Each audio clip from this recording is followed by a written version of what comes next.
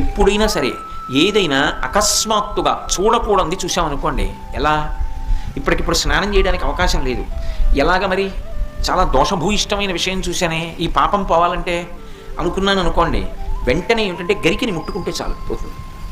తీవ్రమైనటువంటి పీడకలు వచ్చిందనుకోండి, ఆ పీడకల పరిహారం అవ్వాలనుకోండి ఏ అభిషేకమో చేయించుకోవాలి. శక్తి లేదనుకోండి మీరు అన్ని పూజలు చేయించుకున్నట్టే.